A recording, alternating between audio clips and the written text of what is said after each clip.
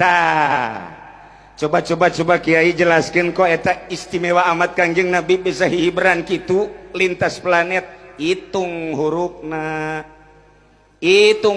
mumpung aya ketua ya lantaran ketua sok utang hitungannya nama beda ngitungna anak caraka atuh tamajang berhenti main bola hajatan calon lurah calon bupati gubernur ge ulah tah mogos kitu mah bahaya tah mogos itu. Nah tegetkeun ngajina urang ulah nyaritakeun Isra nyaritakeun naktu bae lah.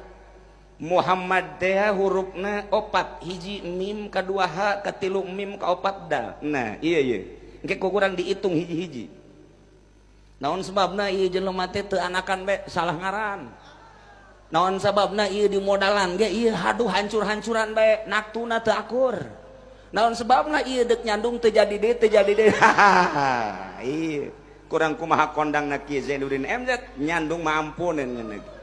Mamin sakitu gendutna pelebah nyandung waduh no.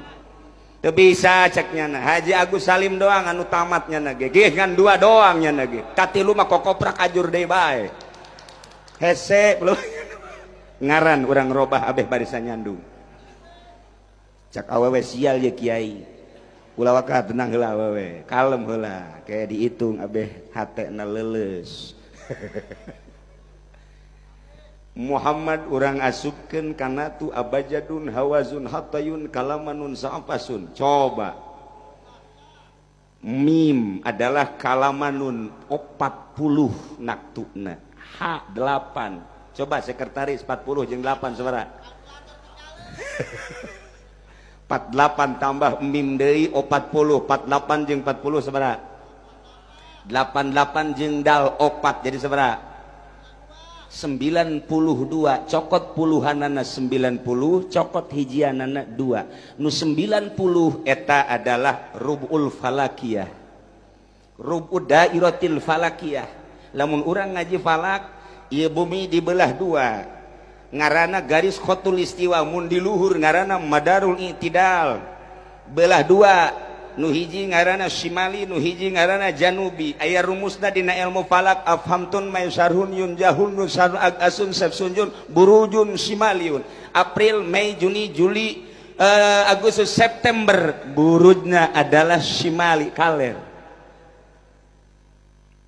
Agasun sepsunjun sepsunjun ok mizun dop akzun deskauzun janjatun pedaltun burujun janubiun. Nah ieu adalah bagian kidul. Cekolot baheula mah budak mah teu di kidul beas mahal ieu. Cilongok wari teu nyaho beas mahal nu penting mah dahar bae deuk maling deuk naon sabodo. Geus teu main hitung-hitungan bari mah. Nah Kangjeng Nabi 90 belah 2 kuari jang masyrik jeung maghrib saparapatna ngaranna rubul falakiyah. Rubud dairatil falakiyah 1/4 dunia bangsa falak al maj'ulah litajalli asraril auqatil ubudiyah. Pikeun ngajelaskeun rahasia-rahasia waktu jang ibadah ka Gusti Allah Subhanahu wa taala disebutna ghayatul irtifa. Lamun geus ghayatul irtifa moal aya deui mata poe nu pangluhur-luhurna ialah ghayatul irtifa. Didinyalah dina falak eta direrubu pikeun nganyahokeun sanah taun, pikeun nganyahokeun syahr bulan, pikeun nganyahokeun usbu, pikeun nganyahokeun poe, pikeun nganyahokeun beurang jeung peuting, pikeun nganyahokeun jam, pikeun nganyahokeun darajah, pikeun nganyahokeun menit, pikeun nganyahokeun sawani, sekon dan lain sebagainya. Iyalah Kangjeng Nabi urang, Kangjeng Nabi Muhammad sallallahu alaihi wasallam rubu didinya aya khoetna. Nu dua tadi tinggalin 2 kali 90 berjumlah 180. Lamun geus 180 derajat tikungan maut malodar kabeh di dieu. 180 derajat iyalah jungjunan urang nu mantak bisa hihibran teh lantarannya nama ghayatul irtifa diciptakeun ku Gusti Allah.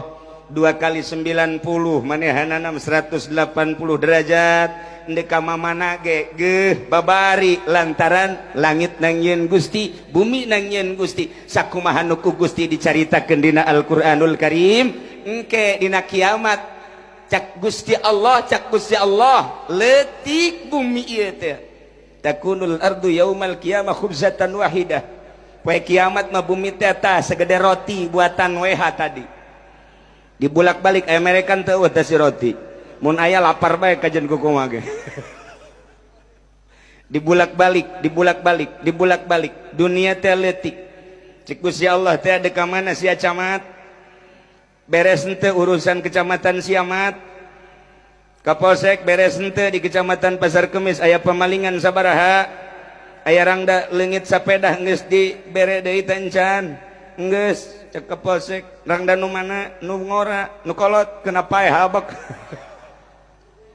kadeulehan ku Gusti Allah dek lompat ka mana siarah dek lompat ka mana sia bupati dek lompat ka mana lulumpatan maneh Kiai Zainuddin dek ka mana sia Kiai Uci didelekeun ku Gusti Allah khubzatan wahidah masyaallah leutik yatakaffa'u hal jabbar dibulak-balik ku Gusti Allah Subhanahu wa taala kama yakfa'u ahadukum khubzatahu fi suprah dibulak-balik leutik ya Allah ya Rabbi Gusti Allah nemantak urang ngarasa agung kumaha cek guru urang tadi lamun bumi bae ku Gusti Allah sakicep sakieu sadampaleungeun atuh komo urang meureunanan sireum kadeuleu urang mah teu kadeuleu kumaha saya takabur keneh bae leutik jasa urang nah cek Gusti Allah was-samawati matwiyatum biyamini langit bakal digulung ku kaula wal ardu jami'an qabdatuh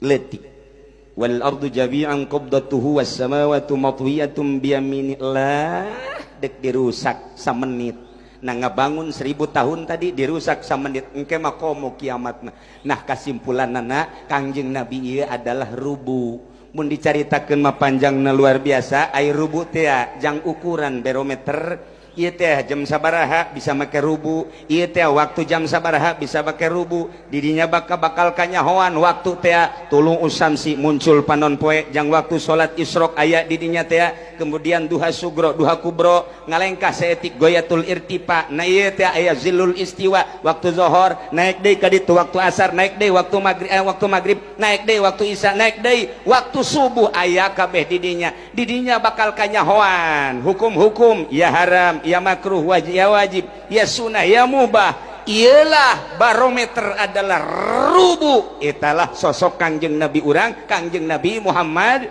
sallallahu alaihi wasallam ketika urang ngukur make Kangjeng Nabi tepat luar biasa lantaran rubuna tepat Kangjeng Nabi geus teu aya timbullah rubu-rubu akhir zaman diantarana Kiai Zainuddin MZ Kiai Abdul Hadi mun dikiaikeun termasuk kula jeung kiai-kiai di Jakarta eta adalah rubu-rubu akhir zaman sing hade bae mun ngukur rubu buatan Ampel buatan Kubang lurus tapi mun ngukur rubu buatan Pasar Kemis menyon begitu diukur batur mah jam 12 nya nama jam 11 tolol tah rubu nah ieu sing hade beusi salah ngukur ka rubu Kiai Zainuddin MZ ke Zainuddin MZ na menyon sing hade ke Kiai Abdul Hadi menyon Kiai kula ge beusi menyon ternyata kuari geus mararenyon ieu bensin diharamkeun cenah nu sugih meuli bensin heran eta menyon berarti tah rubuna tah rokok haram sedengkeun Kiai Zainuddin MZ ngarokok menyon tah rubuna doh cenah Kiai Zainuddin ngarokok ai kiai aing leuwih beuki deui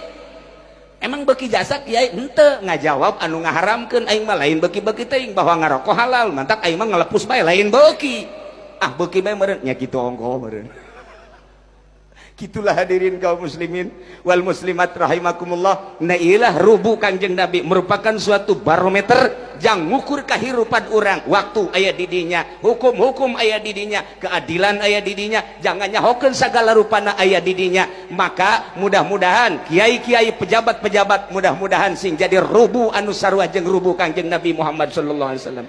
Mudah-mudahan rubu-rubu di akhir zaman ieu rubu anu henteu malalinteng hoetna, teu malalinteng rubuna bisa pakai bener-bener ukuran masyarakat. Amin ya robbal alaminah mah doakeun para kiai terutama kiai urang nu di Jakarta mudah-mudahan urang eueuh harapan deui ieu teh saat Wahabi kuari nyerang saat Muhammadiyah atau tipe-tipe Wahabi nyerang nah iyalah aya kiai urang di Jakarta